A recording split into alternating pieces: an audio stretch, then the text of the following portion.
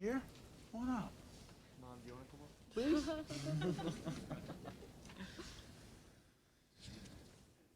Before you, before us, are a National Merit semifinalist and a National Merit commended student. They are in an incredibly exclusive select group of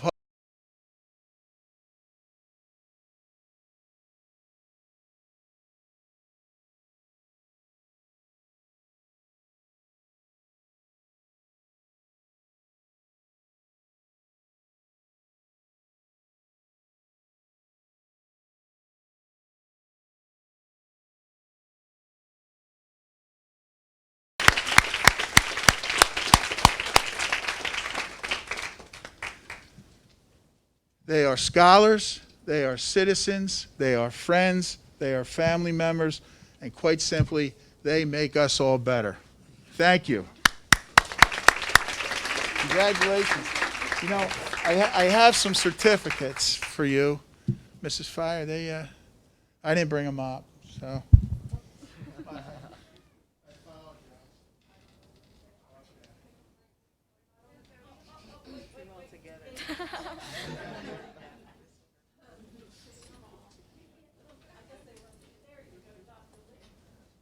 Mrs. Rivera was eyeing up your National Merit Scholar certificates. Katie, Thank you. Ali, congratulations and thank you. And best of luck to you. You have such a bright future ahead of you. And congratulations, family, parents. Thank you. And Ben Salem. There you go. Can you get some pictures?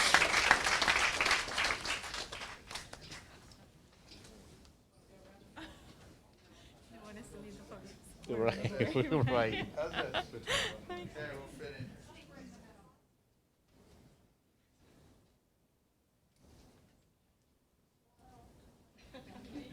Thank you. Congratulations.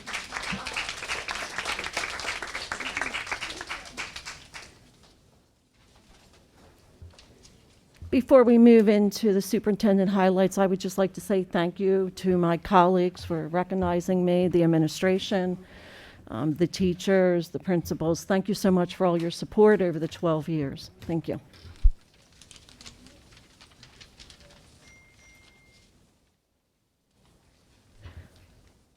At this time, I'll turn the meeting back over to Dr. Lee for superintendent highlights. Well, thank you again.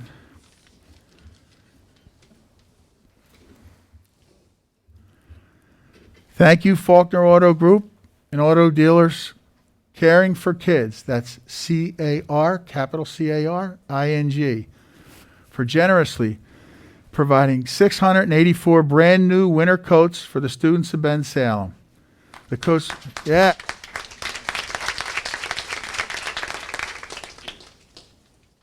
The coats were received, sorted, and distributed to our schools by our social workers, Mrs. Owens, Mrs. DaCosta, and thank you, Mr. Luella, for helping out as well. And you just met Katie and Ali, awesome students, awesome citizens, and Ben Salem couldn't be represented in a higher standard and a finer fashion. On Thursday, October 7th, senior football players kicked off My Jersey, Your Impact Day during Al Time. In addition to wearing and displaying individual jerseys, players wrote messages of appreciation to staff members who have made a positive impact in their lives. The intention is to continue this tradition for the remaining fall programs and winter and spring teams. It's great to be a Ben Salem Al. My Jersey, Your Impact Day. The Blue Crew advisors are Mary Ellen Phillips and Ron Morris.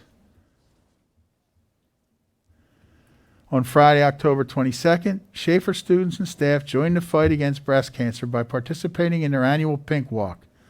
For the month of October, money was raised from student donations to participate in the walk, and also during lunches, students sold pink ribbon pens, pencils, erasers, and stickers. All funds raised from the event were being donated to the Susan G. Komen Foundation to fund research, increase access to care, support our community, and commit to action to support breast cancer awareness. Thank you to all who participated in this worthy cause. Not only are our Snyder Owls exceptional engineers, they also have an exceptional soccer team. They played the final game of the season recently against BAME from Pennsbury, and they won to yet have another undefeated season. Congratulations.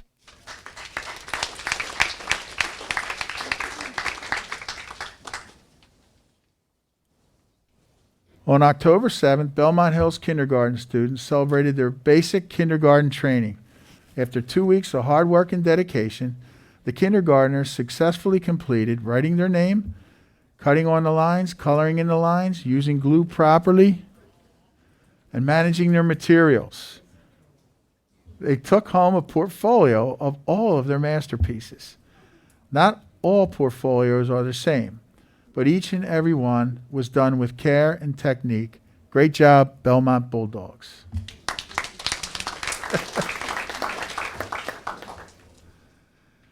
This month at Cornwallis, they focused on safety, and with the help of our local fire department, students had the opportunity to see the local heroes up close and in person, not once but twice. The yearly egg drop, where science meets the pavement, was a huge success and a great STEM lesson.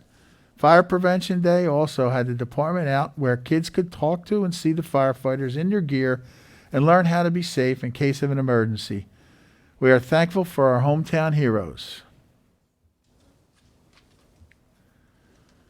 Over the next 2 years, all 6 elementary schools will be outfitted with new maker carts to enhance the school's makerspace sections and computer class.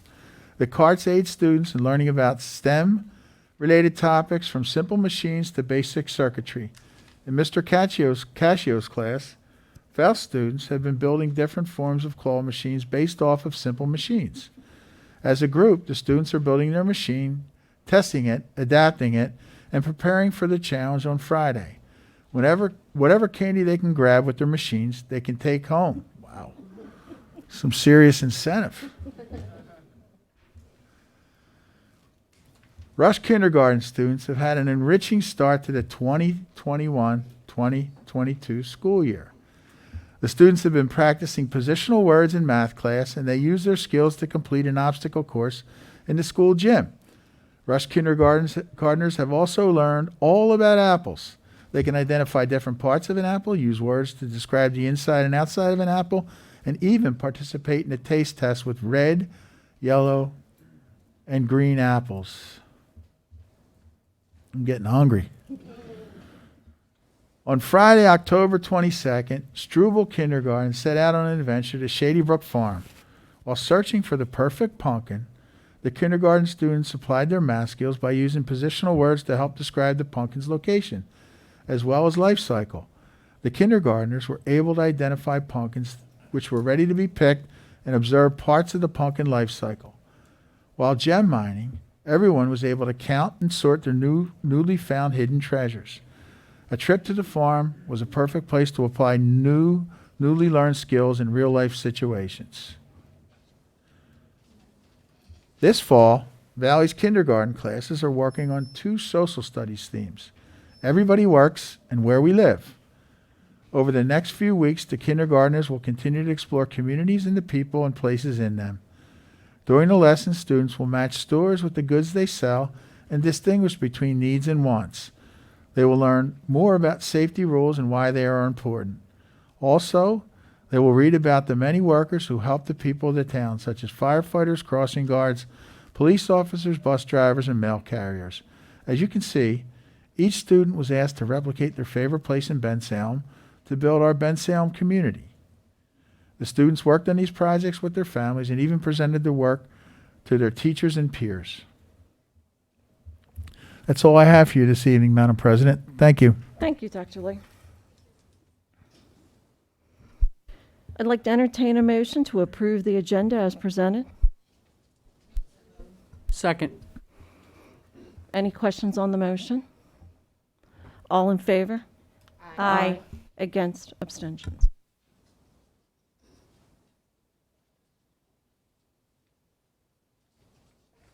At this time, we'll move into public comment. I'm going to apologize ahead of time if I mispronounce your name. Some of the writing is hard to read, so I'll do the best I can.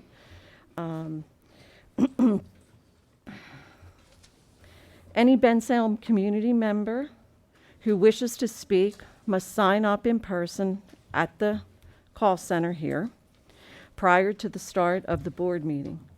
When it is their turn to speak, they will approach the microphone, state their name and address for the record, and make their comment. They will have 3 minutes to speak.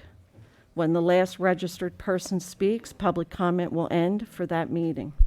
Anyone who shows up late will have to wait until the next week. Jamie Devery.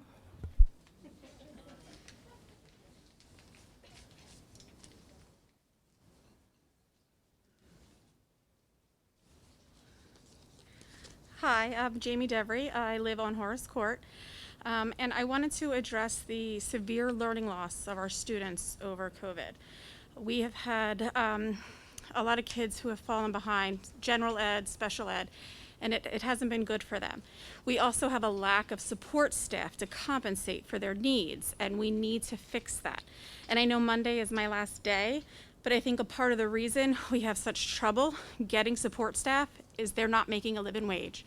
And we need to hire them, and we need to pay them so they don't have to find other employment. We are a professional job, we work full time, and the money is needed to support families.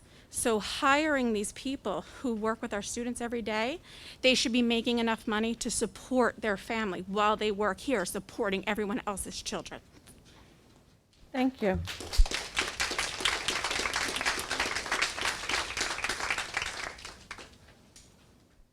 Francisco Costello.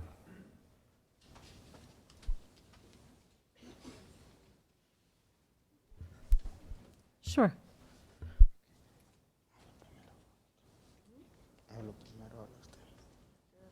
I'm going to interpret for him. He doesn't speak a lot of English. Sure.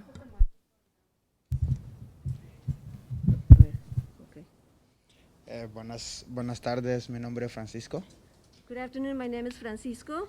Estoy aquí para representar a los estudiantes latinos en la escuela de Bensalem. I'm here to represent the Latin American students in the Bensalem schools. Bueno, quiero decir que hemos tenido problemas en la escuela, como por ejemplo con los estudiantes que no son latinos, que nos molestan, y otros maestros que nos tratan mal ahí, no sé por qué. Bueno, I want to say that we're having some problems at school with students that are not Latinos that bother us, and also some teachers that also bother us. sí, bueno, muchos compañeros míos que me han dicho esas cosas, que ya están cansados, que eso ya no puede seguir así. Many of my other students have told me these things, that they're tired of it and we cannot continue this way. Y bueno, me acuerdo también cuando estábamos en el mes del Día de los Latinos. ¿Se acuerdan? I remember on Latin Day, or Latino Day, Sí, que bueno, la escuela dijo que podíamos traer nuestra bandera un día viernes, ¿cierto? Y pues tomamos foto. the school said we could bring our flags, and we took pictures. Bueno, estábamos esperando que subieran esas fotos en la página de la escuela y no lo subieron. We were waiting for them to put the pictures on the school page, but they never put them up. Yo estoy diciendo eso porque si fuera de otras cosas lo hubieran subido, pero como fueron de latinos no lo hicieron. And I'm mentioning this because if it had been something else, they would have put it up on the page, but because it was from the Latinos, they did not put them up. Y pues bueno, ese día también hubo muchos estudiantes que quisieron quitarnos la bandera, que no eran latinos, como que les molestaba. There were also a lot of students that were trying to take the flags away from us because I think they were bothering them. Entonces, bueno, ese es el problema que estamos teniendo. Necesitamos que la escuela nos involucre más en muchas cosas. that's the problem we're having, and we need the school to involve us in more things. Bueno, gracias por su tiempo. Thank you for your time. Thank you.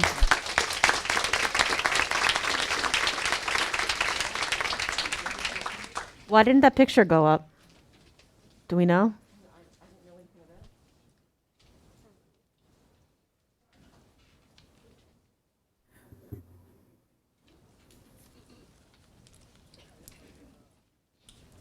The pictures weren't posted because we had kids that were not masked in the pictures. They were supposed to be edited and sent back to us, and were not. For anybody who doesn't know, Francisco is a senior at BHS, and he's one of our senior soccer players. And I know I've been alerted to some things, and I know he came on behalf of quite a, quite a few of the Hispanic students at the school. I didn't find out about some of this until over the weekend, but I do want to say that was, that was very courageous, especially if you, sorry, I need some water, especially if you don't speak English, to come here and do that. And as a recent immigrant as well, that took a lot of courage, so thank you.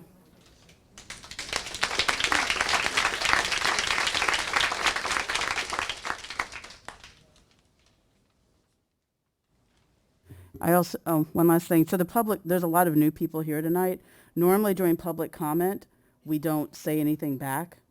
So if we're, it's the public's opportunity. So Francisco, I don't want you to think that you're not being heard. That's just kind of the way this process goes.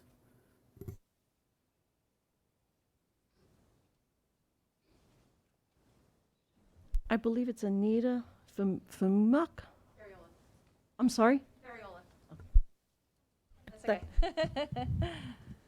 Hello, my name is Anita Ferriola. I live on Point Drive. I'm here on behalf of not only my children, but I think most of the children in the school. The grading system has been changed this year, and I think specifically after the pandemic, it's struggling for the kids that they go from 80% of major assessments to 20% of the minor assessments. So if a child has, for example, my child has a 60 right now in algebra pre-calc, because he missed 2 quizzes. 2. That to me is, and for a straight A student, for the most part, honor student, that to me is unacceptable. So I'm here on behalf of those children, and specifically my child who's a junior. It's a very important year, especially when they're going to be applying for colleges. So they're struggling. In addition to that, I found out today that the Chromebooks that they just got, that were turned in, were brand new, that his did not work and has not had it for 3 weeks. And he has an IEP, and he needs it. And we can't send in our own Chromebook because they don't get the Wi-Fi. And then his phone wasn't working this morning, so now he can't do his schoolwork until he gets home. And I just found out from my neighbor that they haven't had his Chromebook for about 3 weeks. So for me, that's unacceptable. There's no loaners, and these kids can't get their schoolwork done. They're supposed to be handed out papers, and that's not happening either. So I think it's really important that we address these things to give our children the chance to succeed, because right now it doesn't look like it. So thank you. Thank you.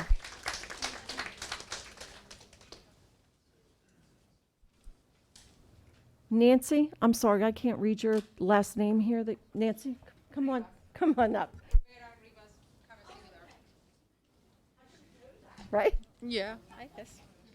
Hi, good evening. My name is Nancy Rivas, and I'm talking about the discrimination situation that some students are living in school. I live in Marion Avenue. Basically, I know about the situation because my son come to the school and to my house and said, "Oh, Mom, we have drama in the school," and I say, "Oh, okay, keep yourself out of the drama." I say that, very selfish, right? And then he explained me what's happening, that a teacher told students to create a project that I speak about industrial immigration. I don't know what that concept come from. I don't know how he explained that to the students, but I think it's very easy to go out and say something to a student and don't explain it and go in a concept and explain it, what is the meaning. And then the girls, I understand when you don't have the education and you in process to be educator, right? You go and do things, but the teacher is unacceptable that they let somebody make fun of something, a mutilation of the human body in front of everyone in social media. Like, that is horrible. I told my son, don't get in drama. First thing, you're trying to protect your child. I don't want he get in trouble. It's the first thing. But when he explained that to me, I feel something very strange, very scary, but disgusting at the same time. I don't know. I think we have to work as a community to be better, to do better. Thank you. Thank you.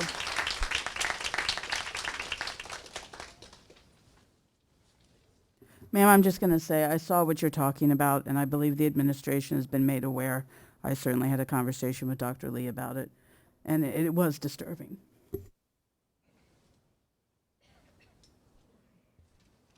Michelle Woodling?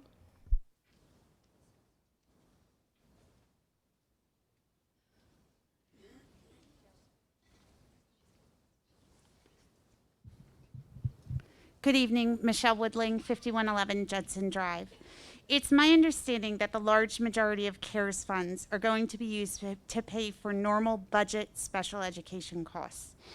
I would like to propose that the CARES money be spent on something that would benefit a larger population of students.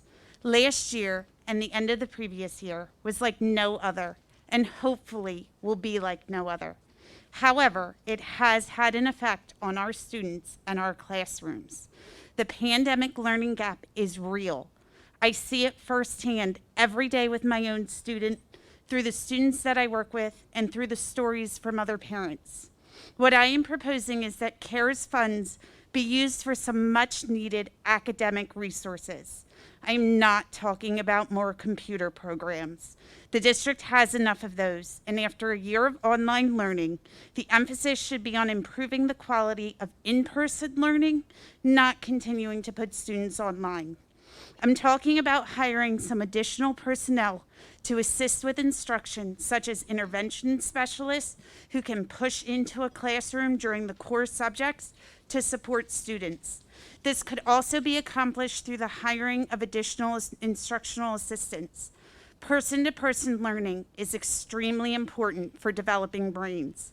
That interaction cannot be replaced by a computer program. Hands-on learning is very important. Manipulating objects on a screen with a touchpad is not the same as moving and feeling an object with your own hand. Our three core subjects, math, reading, and writing, are workshop models. Imagine how much more students would gain from this model if additional adults were involved. Students would get to spend more time receiving direct instruction on their level. After the year that they've had last year, our teachers and our students deserve additional support in the classroom. Teachers are facing a huge challenge this year.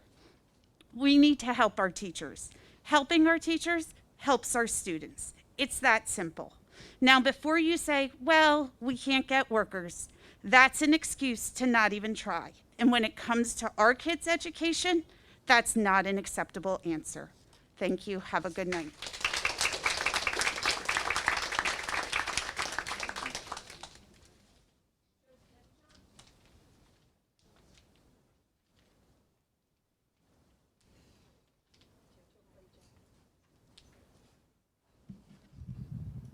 I'm Joe Pettyjohn, Bromley Court, Ben Salem. I just want to take an opportunity to speak to, and I think we heard a couple comments here tonight, the importance of Ben Salem's opportunity to be the front runner in embracing diversity and understanding diversity. I was born the son of a police officer. My father was injured when I was 10 years old. We lost everything. Understanding the socio and economical impact that has on a child's life, without the help of the local church, we really would have been God knows where. So when you got we went to a church in Chester, Pennsylvania. So the impact was you had people from all walks of life, and Ben Salem is a great melting pot of all different cultures, and different cultures are fascinating. Joined the military and met people from all over the world, and when you're in the military, you're asked to do a lot of things that you don't have a choice on, and you're asked to do them with a team of people that you've got a lot of differences. You were all raised differently. You come from different walks and different backgrounds, but the end goal is the same. The military is a great example of how you can put those things aside and come together to accomplish things with a common goal. So we've got a real opportunity as we move towards a program that's focused on diversity and the importance of understanding some of the challenges that we heard from tonight from some of our community members. I'm blessed to have my kids go to school here and just be surrounded with people that don't all look like them, don't all come from their same background. So I just want to make sure that when we move into this program, when we start to develop, where we want to go with this, that we have to keep in mind that we've got an opportunity to expose our kids to some really great things. I think the cultural differences between people are fascinating. I don't think we need to focus on, how that makes us divisive, and I think that somehow can be the intent. And I want to make sure that we use this opportunity to say, look, this is a great learning opportunity for all of us to say, I can learn something from this one and that one, and get exposure to so many different things and prepare them for such a diverse world that they're about to walk into. So I just wanted to make sure that we're focused on that, and we're taking the opportunity to look at our sample size to get a better understanding. Thanks for your time. Thank you.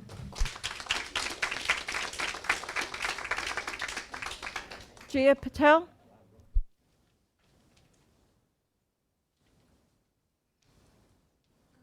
Hi, my name is Jia Patel, and I'm a student at Bensalem High School. I want to address the changes in the grading system.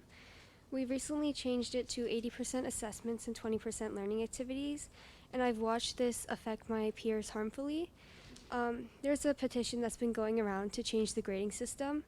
It has accumulated 1,352 signatures, and the description reads, "The new grading system is unbalanced, stress-inducing, unmotivating, and unfair to the student body." As a straight-A student myself, I have been struggling to keep up with my social life, my extracurricular activities, and my job. I recently quit my job this Thursday because I can't keep up with my grades.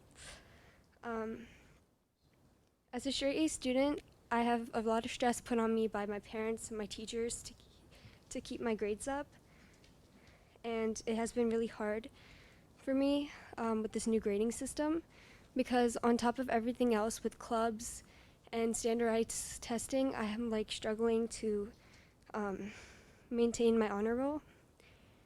And with my parents putting this pressure on me, I've had to quit many of my clubs and my job, as I said. I watched my peers struggle to this as well. And I think we should take into consideration changing the grading system back to how it was before, because it's really affecting my peers' mental health, and I'm witnessing this firsthand. That's all I would like to say. Thank you. Yujan Patel?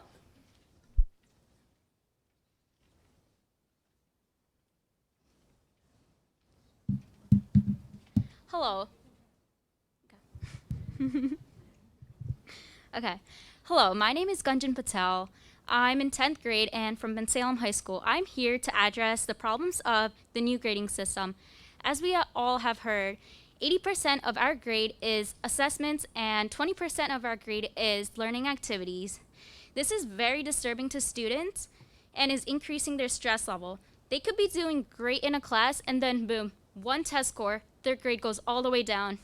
Do students really deserve not to get a second chance to bring their grades back up? The learning activities are only 20% of their grade. Therefore, they could be doing great.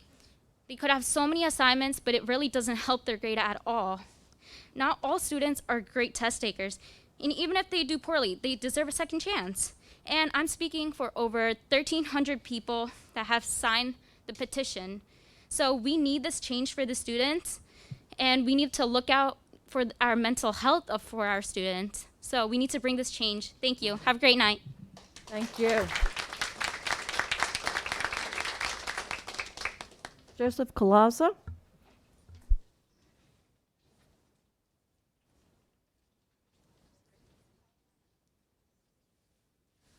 Hello, school board. My name is Joseph Colazo, and I'm a senior at Bensalem High School. And I'm here to talk about the grading system. And I'll try to reduce redundancy, but basically, as you know, 80% of our grade is now made of tests and major assessments. and only 20% is dedicated to literally everything else. So homework, class discussions, and smaller group projects are now rendered insignificant because of how little they affect grading. And as a result, our learning priorities are shifting away from the spontaneousness and wonder of learning. And now it's just focused on the test. Just do good on the test. That's all that matters. And I think this is a great detriment to our learning experience. And, you know, the bigger issue I find here is that this grading system was introduced without consultation of students and without consultation of parents. It just suddenly magically just changed, and that's kind of concerning to me, how little students' voices are, how little students are, like how little student, how little you are, how little, oh my God. There's not a lot of importance in consulting the student body, and that's very concerning today. And I just have a couple of questions. I know you can't answer them. I was not aware of this. But basically, I would like to know who is responsible for changing the grading system, why it was changed, and what's going to be done about it. Thank you. Thank you.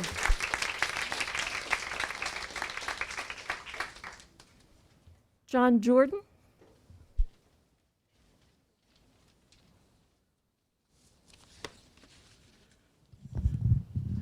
Good evening. My name is John Jordan. I bring you greetings from the Bucks County NAACP. To the Bensalem School Board, Superintendent Lee, and congratulations, Mrs. Rivera. Thank you. We at the Bucks County NAACP are here tonight to encourage you as your board and district attempt to address achievement and opportunity gaps through a comprehensive equity plan. We know there is a small organized group trying to stop this work, and we are writing you tonight to say the NAACP will stand with you as you move to address those hindrances. The Bensalem School District ranks in the top 25 most diverse school districts in Pennsylvania. With this being said, we know that you, your student body, and their parents welcome an environment that embraces diversity, equity, inclusion, but most importantly, a sense of belonging. We strongly suggest that you move forward with the hiring of a director of diversity, and that chosen individual be charged immediately with coming up with a comprehensive approach to not only deal with racial or ethnic disparities, but a plan that gets to the root cause of any disparities uncovered. We want a plan, and this community deserves a plan that ensures that every student has opportunities for a complete education, one that embraces fact-based history, and not the watered-down version that is being suggested by outside influences. Today, we challenge you without further hesitation to embark on a mission to make sure that every child has a supportive, inclusive environment for learning, regardless of race, color, national origin, age, religion, gender, gender identity, sexual orientation, disability, language, or socioeconomic background. We understand that this work is not easy. In a time when there is a coordinated disinformation campaign misrepresenting what diversity, equity, and inclusion plans are really trying to accomplish. However, we want you to know that we, the NAACP, stand with districts who can see past those distractions and put their students first. Thank you all for your time this evening. Thank you.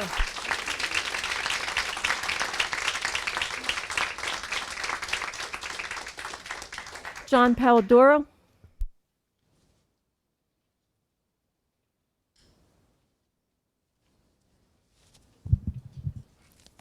Leave this one off. Good.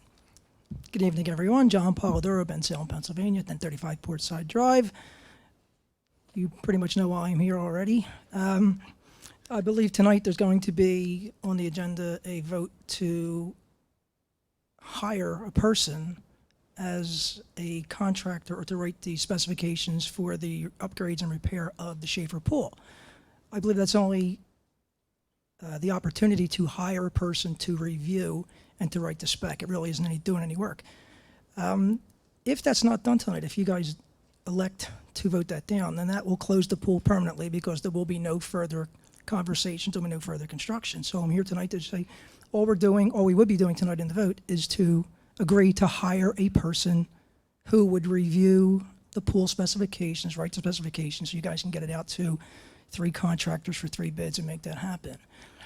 One of the issues with the pool, as presented by Tri-State HVAC, who physically went up and looked at the rooftop unit on the Schaefer Pool, was the condition of the rooftop unit, which was horrific. And that was all I really ever wanted, was someone to look at that to qualify that system to make sure it was inoperable and unrepairable, which it is.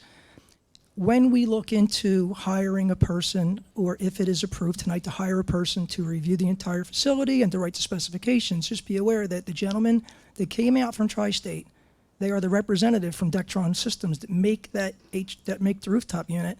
The gentleman came out free of charge, didn't charge anything. He reviewed the entire system. Mr. Steffi, I believe it was free of charge. The guys came out there to shut him in a bill from the gentleman that came out there. In addition to reviewing the system, the same company is willing to come out and to review the entire rooftop unit and the facility to give the district the specification on a new rooftop unit, which is needed, and whether the system up there is overkill, whether it's big enough or small enough, the guy's going to do it for free. So if we're looking into the cost of an engineer, someone to come out and look at the facility, keep that in mind, that the people that just gave you the report on the condition of the rooftop unit are willing to come out again and give you the specifications, which would take a lot off of the cost of anyone writing the spec. That's it. Thanks. Stephanie and Kim, good luck. Thank you. Take care.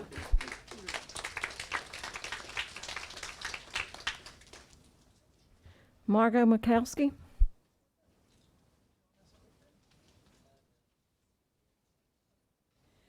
Hey, everybody. Margot Mokarski, 241 Herringbone Lane. I am the president of Badge, and I'm wearing a purple shirt. I'm here today on behalf of Badge and Ben Salem's whole gifted community to urge the board to act now, not a month from now, to move the process forward on the diversity, equity, and inclusion director position. We understand that resumes have been collected and culled in preparation for interviews, but that the process has sort of stalled there.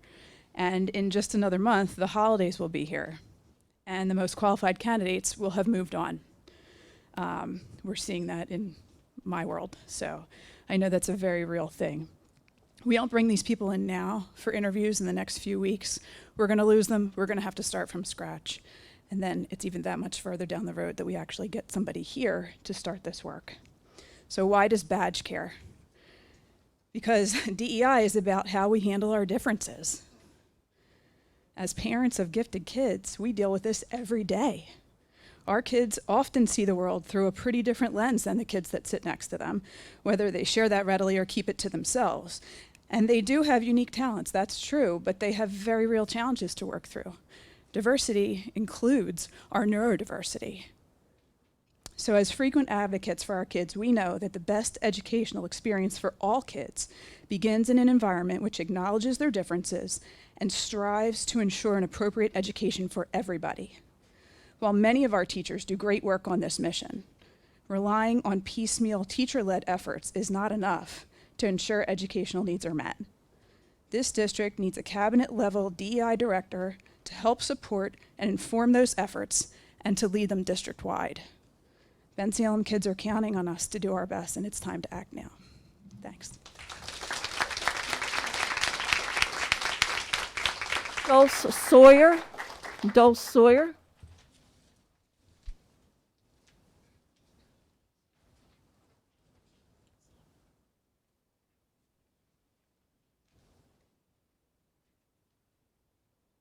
Hi, my name is Dulcie Sawyer from Nottingham, and I am here today to talk about diversity.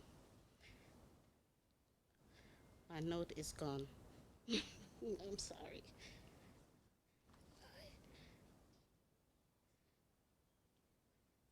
David, I can't find my notes.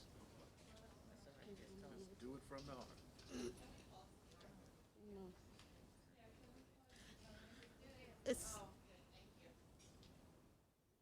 It's okay. I'll just. Okay.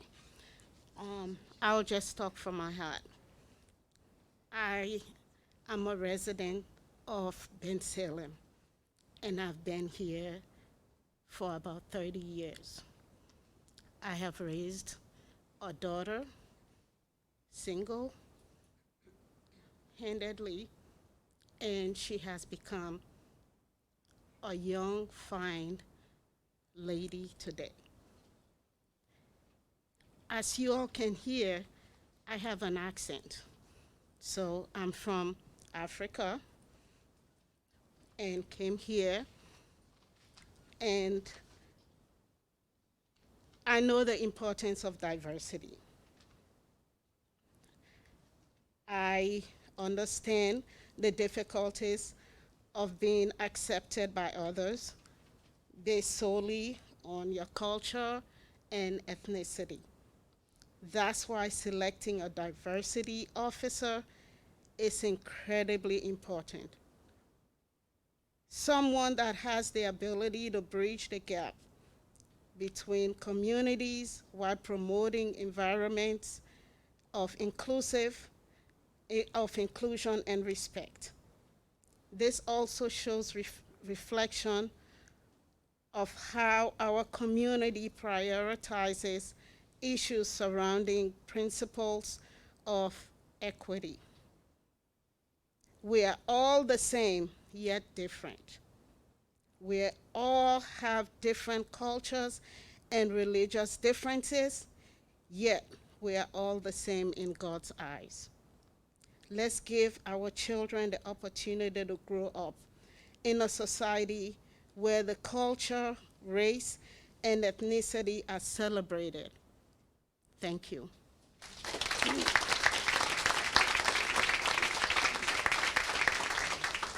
Jamala Parker. Jamila Parker, thank you. I am a resident of Bensalem at Horace Court. I'm a parent of a junior at Bensalem High School, and I just want to address the board and ask the question of what is going on with hiring of the DEI officer.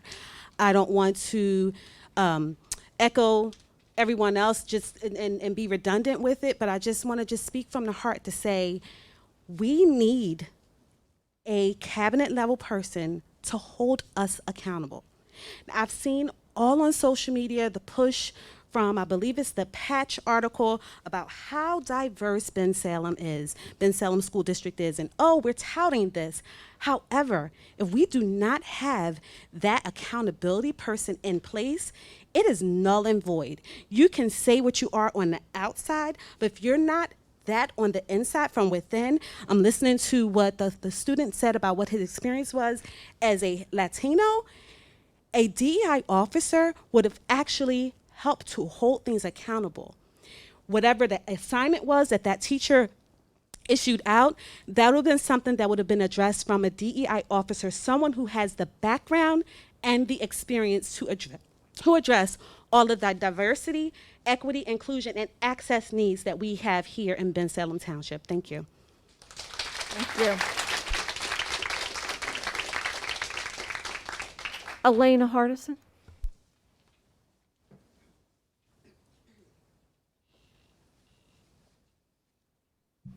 Hello, everyone. My name is Elena Hardison, 1053 Bolton Court. I have not prepared anything, but I would also like to speak from the heart. I am a bit disheartened by the lack of urgency that we've seen. We need a DEI officer yesterday, clearly. We have students, we have parents coming here today giving us firsthand accounts of what's going on. If we had someone at the top that was able to speak to that through an equity lens, through an inclusion lens, our teachers, our staff, our administration would have a cohesive idea and goal as to how to handle these situations in an equitable fashion. We can't blame our teachers, we can't blame our administration if we aren't giving them the tools to actually look at these situations in an inclusive manner. We needed this yesterday. We had people apply in July, and we haven't completed a committee yet to even interview. It is a shame. It is sad that other things are being held above that. And to me, these beautiful, if you look at everybody in here right now, these beautiful, diverse faces, we're saying it doesn't matter as much. That's the inclination that I get when we put other things above diversity, equity, and inclusion. We need to do better. We're all wearing purple today to say this is a bipartisan issue. It doesn't matter if you're red, you're blue. We all fall in some kind of marginalized situation. You know, we need to do a better job and come together and get this done. That's all I have to say. Thank you. Thank you. Barbara Stakes. Barbara Stakes.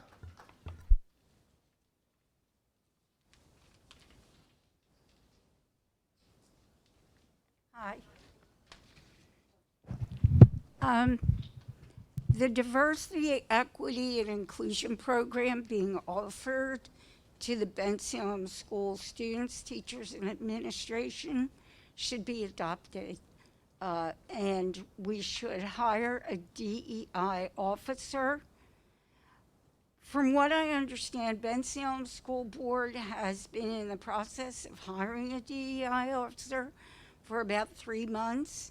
About 70 applicants applied for the position and have been narrowed down to about 10. I could be wrong about the numbers. Yet no further interviews for the position have taken place. Parents and community members want to know why. We would like to see interviews begin and the school board to stop delaying this most important decision. A diverse school district deserves a DEI program and a DEI officer to run it.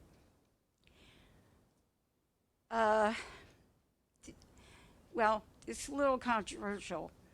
This country is not one race. The United States of America is and always has been a diverse nation.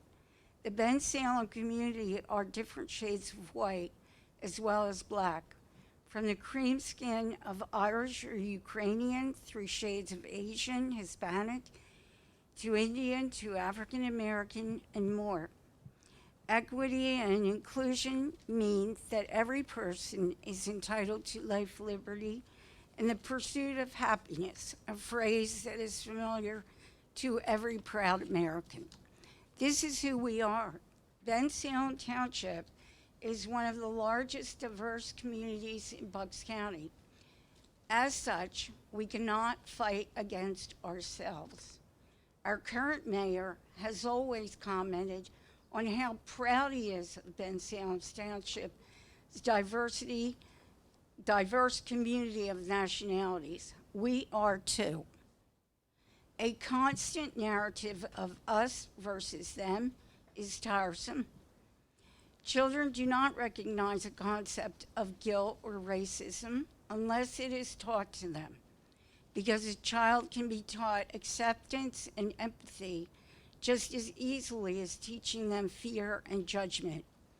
So, Bensalem School District, please hire a DEI officer and continue to strengthen the program. Thank you. Thank you. Rose Jacobs.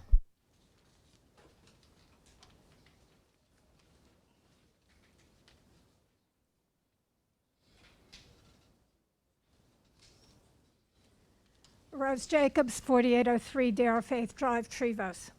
At the last Personnel Committee meeting, Mrs. Rivera lamented that a different segment of the community wasn't speaking at meetings. So here I am, speaking to support the expeditious filling. Thank of you the for coming out. Me and my purple pals. Somebody heard me.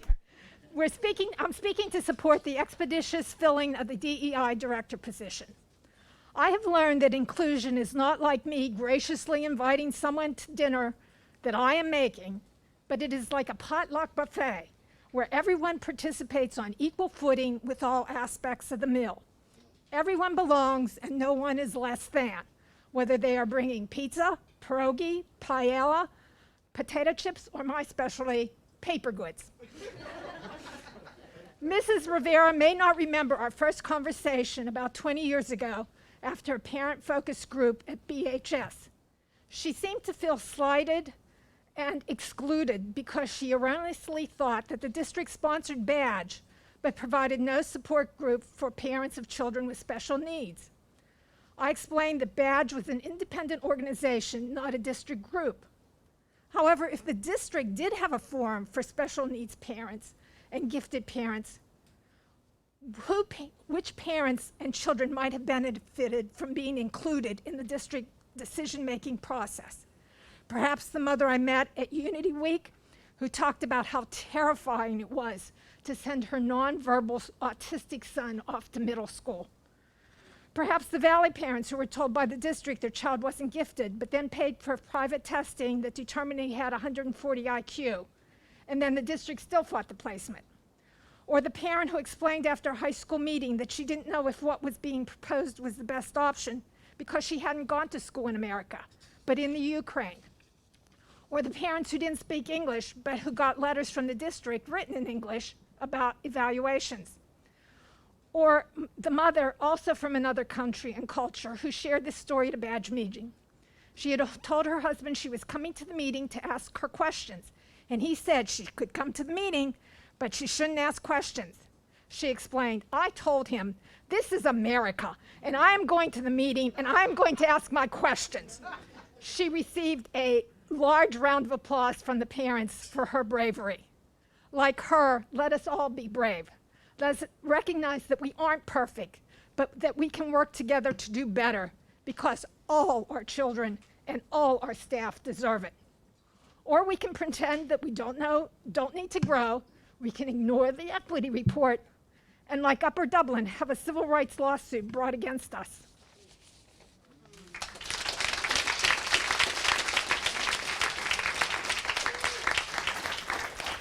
Keegan Stewart.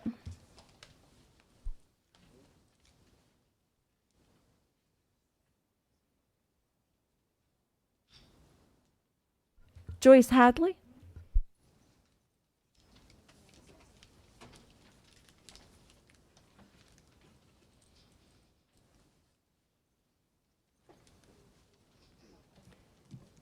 Good evening, Joyce Hadley, Sussex Road. I'm here to inquire about the position for Director of Diversity, Equity, and Inclusion. You have done a lot of preparation in studying for this particular position. As a matter of fact, you had an equity review that took several months. It included members of the staff, teachers, members of the community, which is wonderful. On May 20th, you had a meeting to discuss the findings and recommendations with 4 Point Educator Partners. I thought that was great too. Some of the findings in that partnership was that while the district has a goal that is district and equity, it does not always do that. It looks at equality and color blindness, which perpetuates inequity. Also, students of color are underrepresented in gifted, honors, and AP classes here in the district. Black students are suspended at a higher rate. There's no staff or strategy to encourage family or community engagement. And you're losing a lot of top diverse talent because you're slow to hire with outside of the district. So they were just some of the findings. Some of the recommendations from those findings were that the district can reduce racial disparities in gifted honors and AP classes. They can ensure that behavior policies are consistent. They can provide staff with how to become an anti-racist organization, not saying that you are, but you don't want to become one.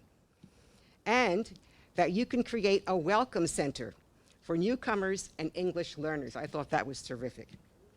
Okay, you even attended an equity summit on June the 2nd to hear from 2 equity offers from other districts. That was wonderful.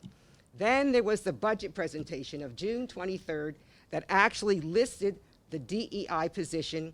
So it's there in your budget. You can't say that, you know, there's an expense factor here. And by the way, the expense for this position is low in comparison to other administrators here in the district. The DEI position posted in June, the goal was to coordinate and guide all efforts to define, understand, access, foster, and cultivate equity among the district's students, faculty, and staff. That's the goal of this position. Then you had 2 subsequent meetings, August 19th and September 21st, of which I attended both, to discuss the progress of the DEI position. My question is, where are we? Why are we stalling? Thank you. Thank you. Karen Donor.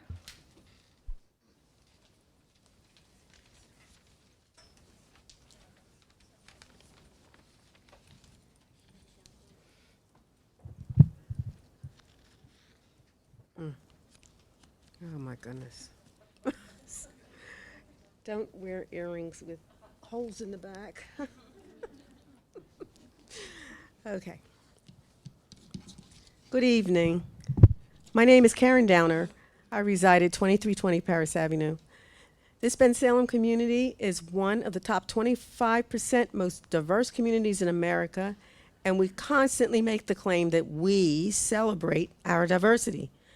We have the Fall Festival to bring the community together, MLK Day of Unity to celebrate our religious diversity, and I'm proud of Bensalem for stepping up to renovate a struggling historic Black church. This community pulled together to make a difference for that church. So what are we doing to develop and cultivate that diversity? I hear people come in here complain about the sad state of affairs for their poor white children because the school district is trying to diversify reading materials and expand the student exposure to the beautiful and unique opportunity to understand this diversity that we need to recognize. But I do not hear these parents concerned for all students. They go on and on about critical race theory, which the school doesn't teach, and their right to expose all of our children to COVID. I believe that the school district has a responsibility to do more than sit back and brag about our diversity. We know from the Children First research report, No More Dreams Deferred, that Black Bensalem students scored 20% behind their white classmates on math and 18% behind on reading. Hispanic students trail their white classmates by 15% on math and 13% on reading. From the same report, we know that our Black and Hispanic students in Bucks County are underrepresented in AP classes and more likely to be referred to local police as part of school disciplinary actions. I agree with the PCCY report's conclusion when it says that school districts must build an education system that works for Black and Hispanic students as well as white students. Schools must be held accountable for equity, and they must improve school climate to close racial disparity gaps, provide high-quality academic options to Black and Hispanic students, and ensure schools serve Black and Hispanic students are adequately funded and follow the students' needs. Education must work for every child in this school district. Finally, I believe that this Bensalem School District needs a diversity and inclusion officer. It is the school's direct responsibility to cultivate our diversity, not just boast that we have diversity. A diversity and inclusion officer's job is to serve as a catalyst to leverage best practices and resources across the school district to promote a culture of inclusion where individuals from all racial and ethnic identities, sexual orientation, etc., can thrive and be engaged. It is past time for this school board to move forward on potential candidates to fill this position. Thank you. Thank you. Darlene Pegan.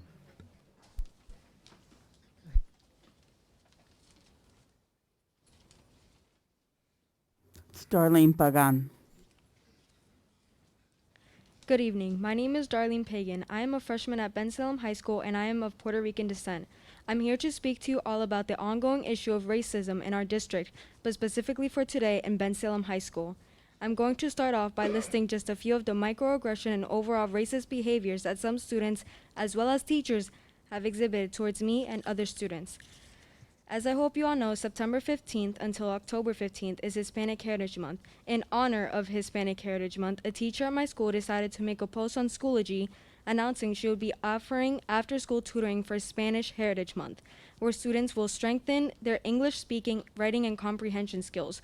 1. Spanish, which is the word she used, isn't the correct term and not the same as Hispanic. 2. She offered English speaking, writing, and comprehension skills as if Hispanic students in BHS don't do that every day. After being told her post was wrong, all she did was just change Spanish to Hispanic. 3 students at our school had an assignment to portray what life was like as a European immigrant to New York. They decided to make an Instagram account called Immigrants for Life. They posted pictures with captions that were clearly mocking immigrants, including one where both of them held up 4 fingers with their pinkies down. A student at our school was Hispanic and was mocked for not having a pinky finger.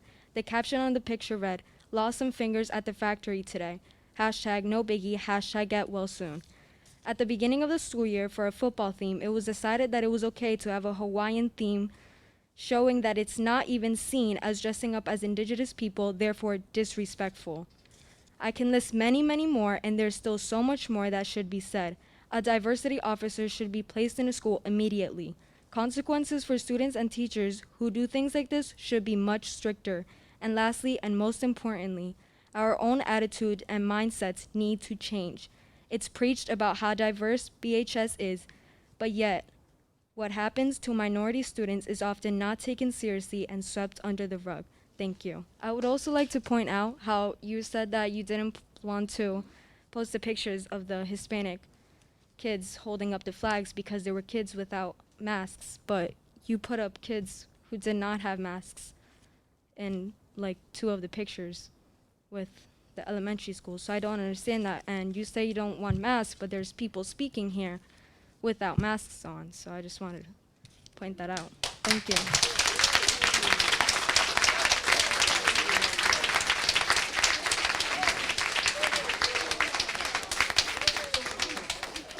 I also want to say Darlene is a freshman at the high school, and I had the had the opportunity to speak with her. And thank you for Darlene for coming out. And sadly, she has more examples that she didn't get to tonight. And so I hope everyone's listening. Keegan Stewart?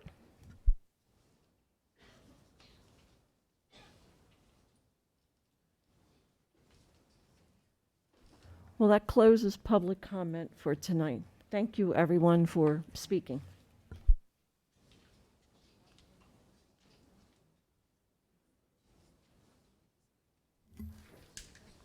I would like to also make some comments with regards to the hiring of a DEI officer. As you all know, this has been an ongoing process since the inception of the creation of this committee. And my question here tonight for my colleagues is, when does it stop? When do we stop playing politics with our kids' lives? This isn't about it being my group. It isn't about me being the chair of the Diversity, Equity, and Inclusion. It's about creating equitable experiences for all students of all abilities at all times. Not just when it's convenient, not just when it's our own agenda, and not just when it feels comfortable. I'll tell you what, I reached out to several people on both sides of the aisle. Is this better? Yes. Thank you. Thank you. I reached out to several individuals on both sides of the aisle, both Republican and both Democrat, some running for office. And some folks told me that they didn't feel comfortable coming here talking about equity and the need for equity because it was going to be political suicide. Having equity for our students would be considered political suicide. Crazy, isn't it? It's wild. Nobody wants to touch the topic of equity because somehow, as a nation, we've gotten to the point where equity is somehow controversial. It's wild. I'm tired of the lip service. You've heard so many accounts about why equity in our district is so important. And let me just be very clear about this. Diversity is something that we have. Diversity is not something that we do. Action, that's what we do.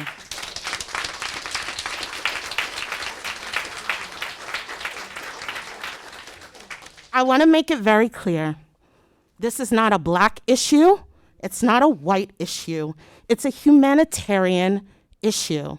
We want equity, and we want it now. Not November 30th, we want it now. We've been hiring, we've got the resources, we need it now.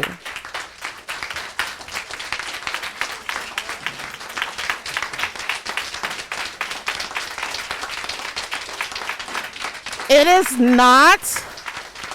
is not a coincidence that behind the scenes we've been fighting time and time again, pushing and pleading and begging for the hiring of a diversity officer. And just today, I get emails confirming that all of a sudden now we have dates. November 30th is far too late. I am tired of the delay tactics. We've tried to work together. It hasn't been working. Perhaps because we haven't heard enough from our community. But you've heard from many members of our community that this is an urgent issue. You cannot just take credit for the diversity without being responsible for providing equitable situations for our students here.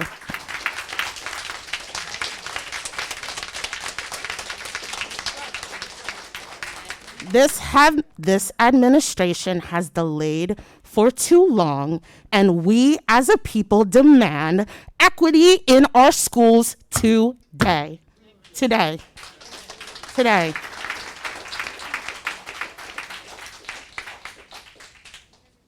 So I would like to ask Dr. Lee, Dr. Velasquez, are we going to make a commitment to our students to put them first? Are we going to move the dates for the interviews? So that we can hire somebody this time next month at our regular action committee meeting. Not committee, you know what I mean. Thank you.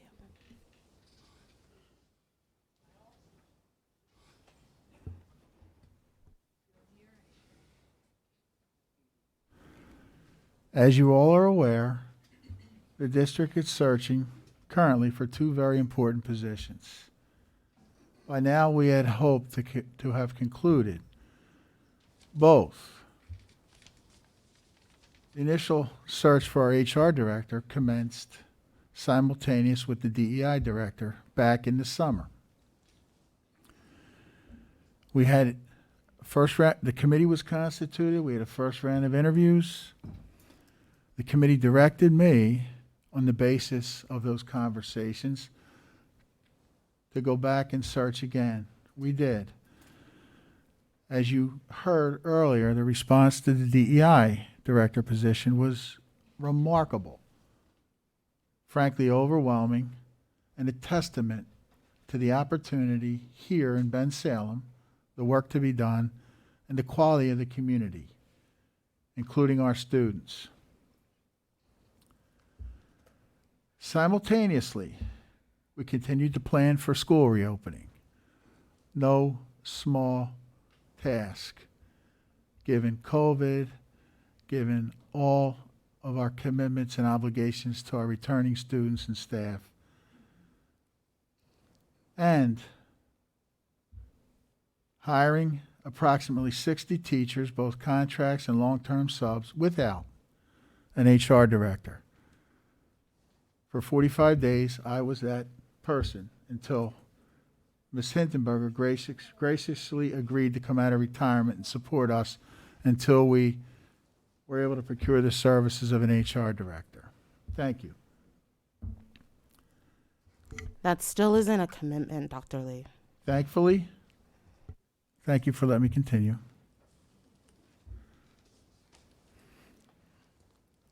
The DEI Director Committee has been constituted. Applications, as you've heard, have been screened, and interviews have been scheduled. Both of these searches are, HR and DEI, are informed and guided by District Policy 303. One of these, the DEI Director position, is a very, very new position, a unique endeavor in K-12 education, regardless of your sense and feeling of delay, slight. We are still way out in front of most other K-12 districts, not just in our county or in Pennsylvania, but in our country. We have been and will continue to be deliberate and thoughtful in the effort to engage the best possible option for the Bensalem Township School District. This is incredibly important, this position. Many of you spoke to the work that we anticipate this partner engaging all of us in, not just us here as educators, but our kids, our children, our community. It's too important for us to mess this up. We must and will succeed here. You just heard children get up here and say that their teachers have not been properly trained in diversity and equity issues, and you're asking them to be patient with you because you're being deliberate and thoughtful. It's too late to wait. This process started months ago, and it could have been ended if we had apparently gotten a bunch of these folks who came out tonight to come out to the last committee meeting maybe a month earlier than that, because it took, how many of you had to come out to the last committee meeting to put pressure on this issue? And now, the day of a meeting in public that's aired, we finally have some dates for when? After she's gone. The person who created this, made this possible, will not be here to see it through. Now, that's not the end of the world, because we have enough people. I really do have faith there are enough people sitting around this table that do care about this issue. However, we don't know what's going to be. I'm talking about just generally, in any sense. You cannot wait that long. This is happening every day in our schools. It's been happening. It's been happening for years. And it's not that we haven't cared, but we haven't known how. This is an opportunity that we have already given you the go-ahead to pursue, and you're still pushing it off a month. And kids will suffer in a month. And they will not have teachers understanding where they're coming from for at least another month until we have interviews, and then another month until there's a hire. And another month until we have another excuse. Why are we even interviewing HR positions when we don't have an equity person to explain what equity looks like? The HR person. It is illogical, and it is insulting that it has taken this long. So please push the dates up. Push them up. And if people on the committee can't go, find other capable people to replace them. We have a policy that can be followed quickly if necessary. This is a very important issue, we all agree. But deliberate and thoughtful doesn't mean in 2 months. It means yesterday. I think the process doesn't have to be perfect, but beginning is showing the lead and the way we're going. Ma'am. Can you come up? I don't think. You want it at the microphone? Yeah. Ma'am, can you come up to the microphone? I understand that beginnings are not perfect, but we have to start and somehow, and that is gonna illustrate us, it's gonna show us what is in the table, what resources are out there, are this understand each and other. Like, they don't have to know what is going on with the other because they don't know. They have taught in home some stuff, values, but the other person have other values, and then it comes together in one class, in one building, and they don't know what to do with that information. But if we start and somehow, it is the beginning, and it shows the way. We will have to go building, but it's not saying like political or this auction or sounds nice and fancier. No, we have a situation.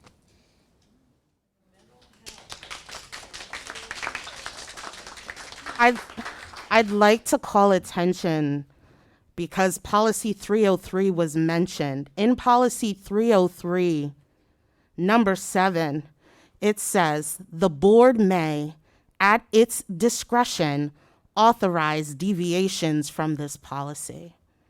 And so this policy gives room for us to make decisions based on the best interest of this district and these kids. And this, the hiring of a DEI officer, is in fact what's in the best interest of this district and its kids.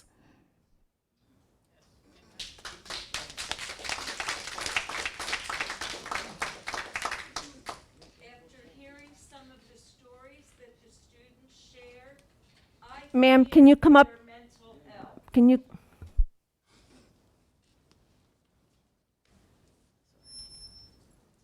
I'm sorry, I know I'm probably out of order for That's okay. shouting out, Take but your time. after hearing the stories that students shared that they have to deal with on a daily basis, I personally feel fear for their mental health and their safety.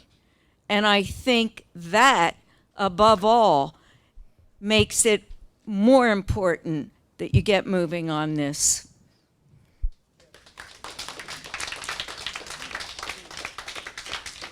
I mean, does this board have an interest on waiting another month?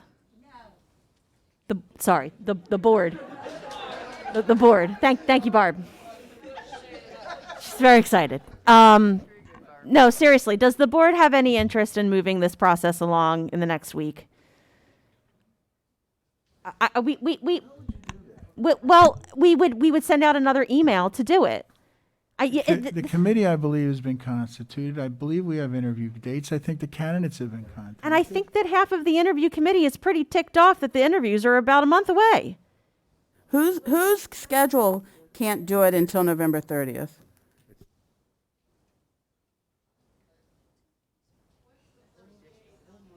The first date is November 16th, and the next date is November 30th. And those are only for the initial interviews. And they can't be scheduled any sooner? They could. I mean, it's a I phone don't know call, whose it's calendar. setting a date, pardon me? I don't know whose calendar is the problem. Oh. There are a number of calendars that have to sync for this to happen. That's the response. That's the answer, including the candidates. Were they offered earlier dates? No, because the committee was available on those dates. Was the committee given other options to come in on earlier dates? No, I don't believe so. I believe You just gave them the 16th and the 30th? That's That's what Yes, happened. true. So can we go back to the members of the committee and ask if they would be willing to do earlier dates? I don't even know who's on the committee. I'm not. I don't know who is. That's possible, but short of their availability, you may need to get other people to serve on their spots. And we are saying that we are okay with that. I mean, I can't speak for all of my colleagues, so I'll just speak for Gotta myself. ask you all, what, this is a big deal. This is a massive arena that we're about to enter in. And I know you take issue with my pace sometimes. You have for a long time, but I've never failed the children here at Ben Salem, and I won't. What's the hurry? What's wrong with November 11th or 16th and the 30th? I have to put that out there. What Our is kids' pressing? mental health. Dr. Lee, do you know that 1 in 8 children suffer from mental health? That number is even bigger for our minority students. Do you understand that aware. these gaps are hurting our kids? They're not just dealing with issues related to school, as you heard with the grading system. They're dealing with issues related to other things that need to be addressed, and it cannot wait an additional month. It is failing our kids to say to them that while they're suffering, we have to figure it out. Thank you. And you understand you are addressing someone who spent 41 years caring for children. I think the interviews are scheduled for the 16th and the 30th. We're committed to this. Because I was catching up on emails just so everybody's aware. There've been a lot of emails going back. So there were 9 candidates, and they are split up over 2. I'm guessing they're evenings on the 16th. Okay. Just to be fair, I know as of, I think 2 days ago, we're still waiting to hear back. There are 8 different, according to policy, 8 different categories of people. I hate putting it that way, that had to be on there, and we were still waiting for some. Now, I'm going with the assumption that all the spots are filled if we have dates. Okay. Moving it up, those that are on the second night, because that's 2 weeks. You guys are making me doing quick math in my head. It's way too late for that. Do the 2 weeks. Would it be possible to put them closer together? Having anything moved before the 16th could be tricky because you've got Veterans Day, you've got Tuesday, nobody's really around. You also got Thanksgiving coming up too. Oh, I forgot about that. How did I forget about that? Diwali. That's 3 days. Plus that whole week, our school schedules with the students are off. Forgot about that. Which, was that why it was put off? Well, I don't want to say put off. That's not what I meant. Dr. Lee, it's entirely plausible that we could pull the committee for available dates prior to this and see what we can do to do this expeditiously, but still prudently.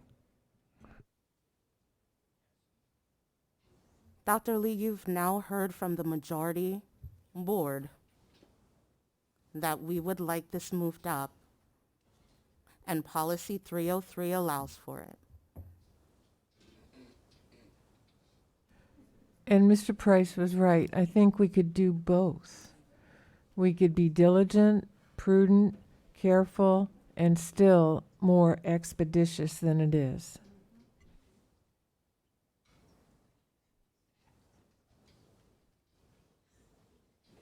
We'll see if we can find something in the 2-week window that we're talking about.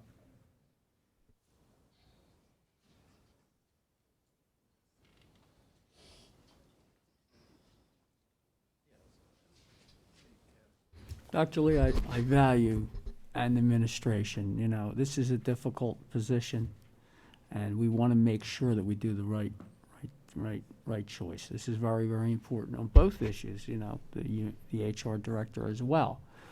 So, if you can, you know, hopefully move it up. This to includes make the right. This includes changing all the candidate schedules as well. Right. And by the way, only one of the vetted preferred candidates is no longer interested. So I hope they're not watching tonight. May I address the board? Sure, sir. My concern listening to all of this, the HR piece, you need a DEI officer to be in place before you hire your HR person, because there's a whole component that will be involved in the hiring process of future teachers, in the hiring process of future PCAs, in the hiring process of whoever you hire. Then there's the training piece and the modules that have to be done.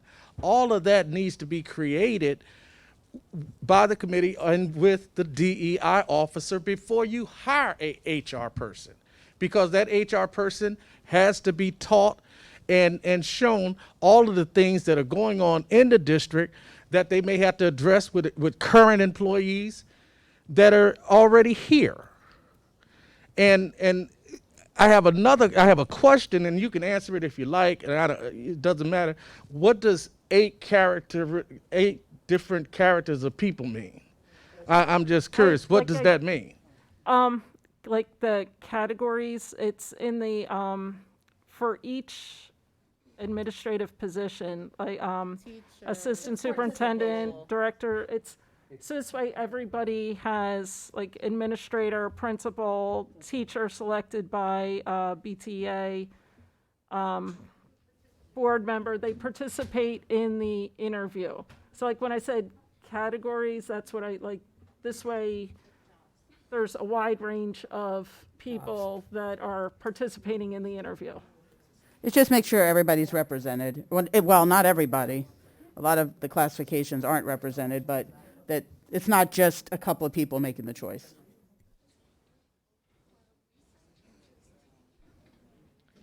I don't think there's any, you know something, after tonight, there's no students in that policy. Maybe some students should come. You could get recent alums. You could get recent alums. Not current students. I didn't mean current. That would be too difficult. But we could have recent alums. I also want to share with everyone here. These are these executive searches, and that's exactly what this is. They're very, very tight, confidential processes, right? Because everyone we'll talk to is gainfully employed elsewhere. Some doing the work we want them to do here.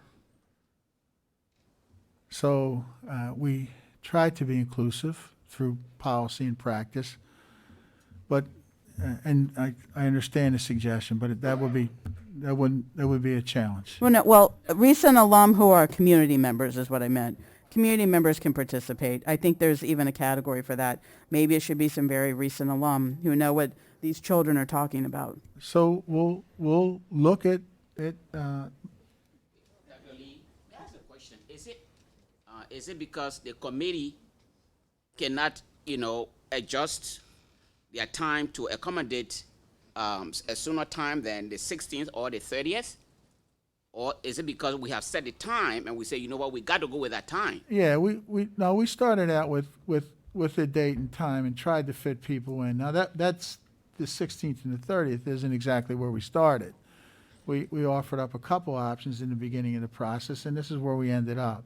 Because what I'm gathering is that the adjustment can be made in the time so that we accommodate these interviews, as soon as possible, so that we don't have to wait 1 month, to do this. I think that's what I'm getting as a consensus. Yeah, and we'll give it our best effort here. I can't provide a guarantee.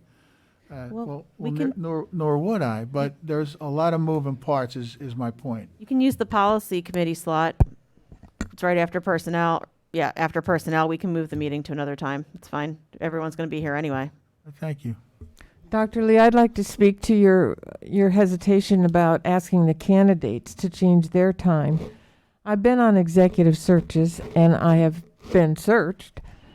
And if anybody called me and asked me to change my time for my interview, I'd be more than happy to work that out. Well,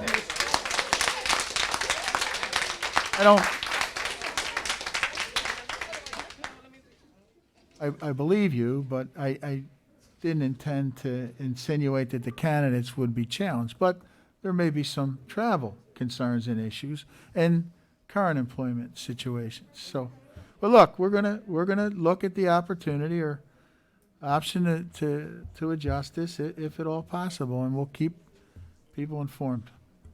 When can we expect an email to go out to see when we can confirm earlier dates with the candidates? I don't know. I'd like to connect with the hiring committee chair and vet it out a little bit, and we can apprise you of status daily. It's an email. I would imagine that an email can be comprised, I don't know, as soon as tomorrow to see what the availability would be. I don't know what the delay in sending an email to see what everybody's availability would be. Why would that cause so much challenge? Are you referring to the committee? I'm referring to the committee and the candidates simultaneously. It's an email. Yeah. We will keep the board informed. Mrs. Woods, is it your desire to take a break? You asked, could we take a break? Did you want to take a 5-minute reprieve? Okay. You're welcome. I'd like to entertain a motion to approve the following consent agenda items. The Secretary of Minutes, items H 1 through 5. The Treasurer's Reports, items I1. School Board Policy, item L1. Instructional Affairs, item M 1 through 8. Business Affair items N 1 through 12. And Personnel items O 1 through 6. So moved? Second. Any questions on the motion? All in favor? Aye. Aye. Against? Abstentions?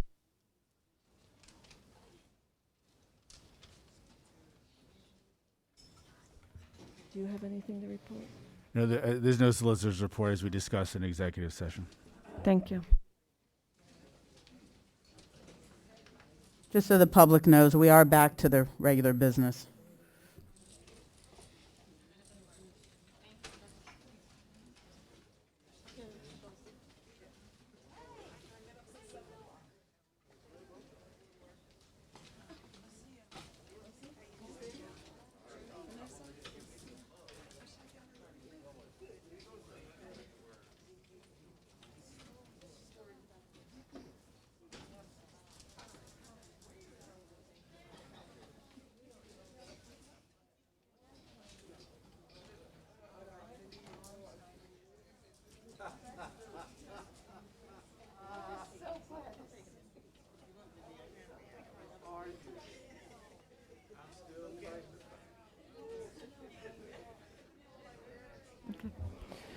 I'm going to continue the meeting. Okay. Heather, We'll we're go to- continuing the meeting. We'll go to Instructional Affairs, item 9. I'd like to entertain a motion to approve the Bensalem High School AP Studio field trip to Philadelphia. So moved. Second. Any questions on the motion? I do have a couple questions. Sure. Like, I love the concept. I think it's an awesome idea. But we need to be able to try to secure the safety of our students over there. I mean, not that all Philly is bad, but this neighborhood isn't. It's seen its better days. Let's just put it that way. So I'm for them doing this, but I am concerned.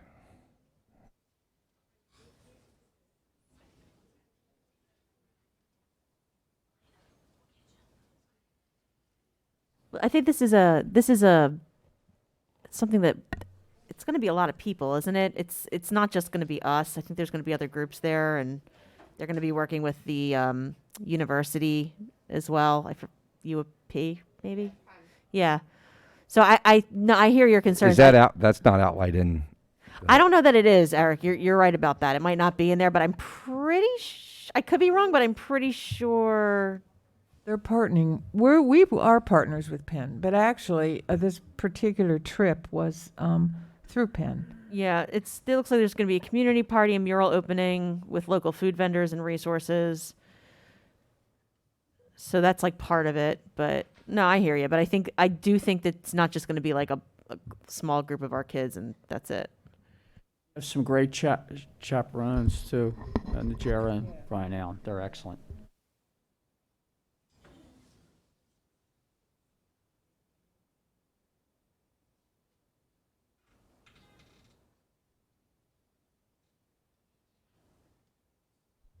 Any other questions on the motion? All in favor? Aye. Aye. Against? Abstentions? I do want to say thanks to Ms. Najera. I mean, getting to go paint a mural, it's not like you get that every day, right? You got to have a building that's going to be painted. That's a pretty interesting project, you know, unless we're going to do a mural here on the side of the district office, you know, you got to go where the building is. So I think kudos to her for helping for her AP students to have And this murals opportunity. in Philadelphia are important.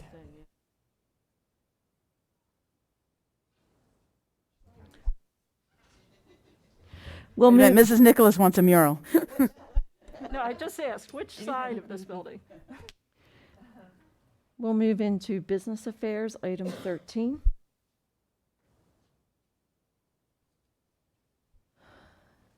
Approve a request for a waiver of fees from Just for the Kids for the Massaroni Colored Run in the amount of $270. So moved. Second. Any questions on the motion? All in favor? Aye. Against? Abstentions? Item number 14, approve a request for a 50% waiver of fees from the Philly Production LLC for Celtic Christmas for the amount of $1,612.50. So moved. Second. Any questions on the motion?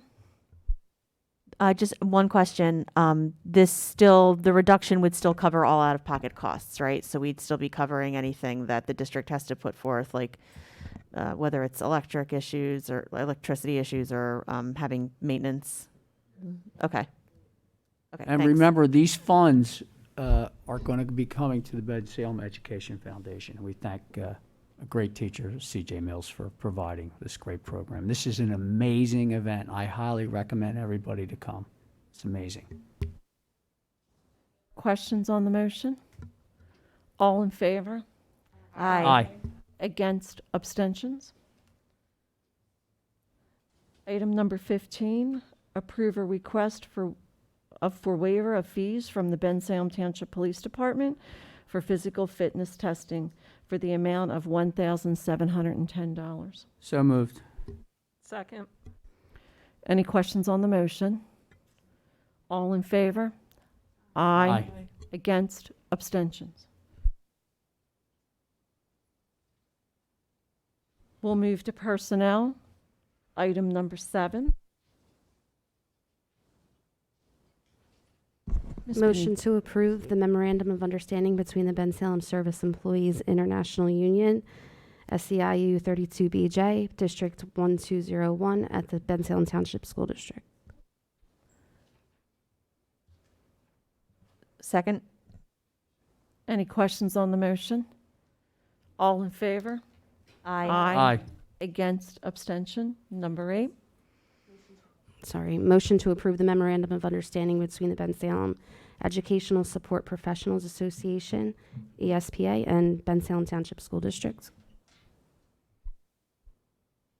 Second. Any questions on the motion? Do you have a question, Mrs. Owen? Okay. All in favor? Aye. Against? Aye. Abstentions? And item number 9. Motion to approve salary increases for security workers. Second. Any questions on the motion? All in favor? Aye. Against? Abstentions? Madam President, Sure. thank you. I just want to express not only my appreciation and gratitude, but our team's gratitude for 0789. It's in direct response and correlation to an incredibly tough employment and labor market. And again, in the interest of keeping our kids whole, and safe. Thank you. Thank you. The board did meet in executive session prior to this meeting to discuss student matters and legal matters. Upcoming board meetings in November: the 3rd Instructional Affairs Committee meeting at 6 p.m. November 9th is Personnel Committee at 6 p.m. and Policy Committee meeting at 7. November 10th is the Business Facilities and Technology Committee at 6 p.m. November 15th is the Co-Curricular Committee and Sports Association meeting at 6:30 p.m. November 18th is the Diversity and Inclusion Committee at 7 p.m. And November 23rd is the regular action meeting at 7:30, and that is a Tuesday instead of a Wednesday. Oh, what did I forget? The most exciting BHS open house. That's not on here. It's not a committee. Well, you can announce it, but I didn't miss one. No. Retract that statement. I did not miss one. Well, I'm reading from. It is because it is in lieu of the PR committee. The PR committee was supposed to be on November 17th. That is the PR committee, actually. So you did. I'm reading what's on here. I'd like to entertain a motion to adjourn the meeting. Second. All in favor? Aye. Thank you.